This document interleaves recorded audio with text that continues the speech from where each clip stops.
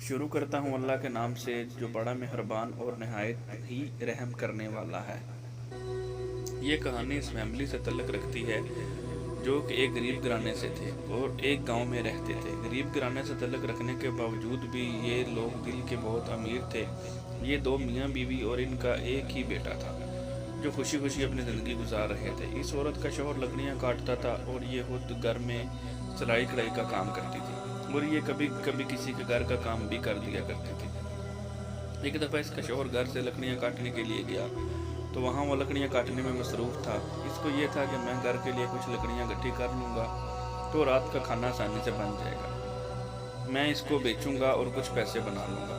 لیکن اس کی قسمت نے اس کا ساتھ نہیں دیا۔ تو وہ لکڑیاں کاٹ رہا تھا کہ اچانک ایک جنگلی جانور نے اس کے اوپر حملہ کر دیا۔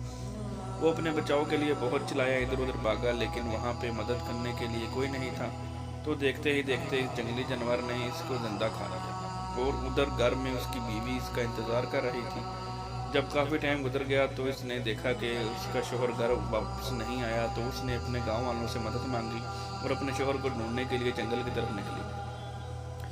تو وہ بھی جنگل میں پہنچی ہی تھی کہ اس کو اپنے شوہر کے جوتے ملے اور کچھ پھٹے کپڑے ملے، جس سے یہ ظاہر ہو رہا تھا کہ اس کا شوہر کسی جنگلی جانور کا شکار ہو چکا ہے جو کہ اب اس دنیا میں نہیں رہا۔ اس نے رو رو کر اپنا حال برا کر لیا، لیکن جب اس نے اپنے بیٹے کی طرف دیکھا تو اس نے خود کو ایک حوصلے میں پایا کہ میں نے اب اپنے بیٹے کے لیے جینا ہے۔ خیر گاؤں والوں کی مدد سے اس کے شوہر کو دفن کر دیا گیا۔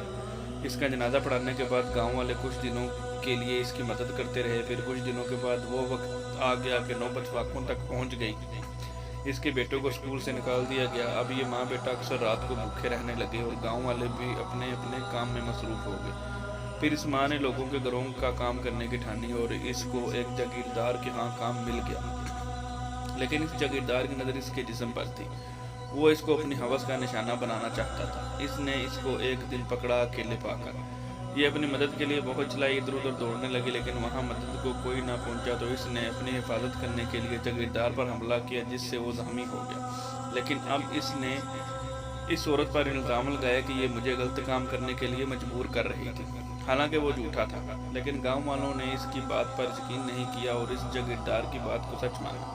تو سب گاؤں والوں نے مل کر اس بیچاری کے گھر کو آگ لگا دی اور ان دونوں ماں بیٹے کو گاؤں سے بے دخل کر دیا۔ اب یہ دونوں جنگلوں اور ویرانوں میں رہنے پر مجبور ہو گئے۔ ان دونوں نے ایک درخت کے نیچے پناہ لے لی اور جو کچھ کھانے کو ملتا وہیں پر کھا لیتے۔ لیکن ایک دن ایک شیر نے ان پر حملہ کر دیا، لیکن اس ماں نے اپنے بیٹے کو بچاتے ہوئے شیر کے آگے کود پڑی۔ لیکن ایک انسان کی ایک خطرناک جانور کے سامنے کہاں چلتی ہے۔ اب اس نے بیٹے کو لے کر بھاگنا شروع کر دیا، لیکن کب تک؟ پھر اس نے اپنے بیٹے کو ایک دریا میں پھینک دیا اور خود شیر سے مقابلہ کرنے کے لیے سامنے آ گئے۔ لیکن دیکھتے ہی دیکھتے شیر اس کو کھا گیا اور بیٹا نہ جانے بہتا بہتا کہاں پہنچ گیا۔ لیکن اللہ سبحانہ تعالیٰ نے اس ماں کی قربانی کو ضائع نہیں جانے دیا۔ یہ لڑکا پانی میں نہاتی ہوئی ایک شہزادی کو مل گیا جس کے ہاں اولاد ہی نہیں تھی۔ اس نے اس کو اٹھایا، لیکن یہ بے ہوش تھا اور وہ اس کو اپنے گھر لے گئی اور ڈاکٹر کو بلایا۔ ڈاکٹر نے کہا کہ تھوڑی دیر میں یہ ہوش میں آ جائے گا۔ اس کے بعد یہ لڑکا ہوش میں آ گیا اور اس نے اس سے ساری بات پوچھی تو اس نے جو بات تھی بتا دی۔ اس نے اس کو گلے سے لگا لیا اور اس سے کہا کہ آج کے بعد تم میرے بیٹے ہو۔ لیکن آج بھی محلوں کا شہزادہ ہونے کا باوجود بھی وہ اپنی ماں کو نہیں بھول پایا اور ہمیشہ جنگل میں اس امید پر اپنی ماں کو ڈھونڈتا رہتا ہے کہ ہو سکتا ہے میری ماں زندہ ہو۔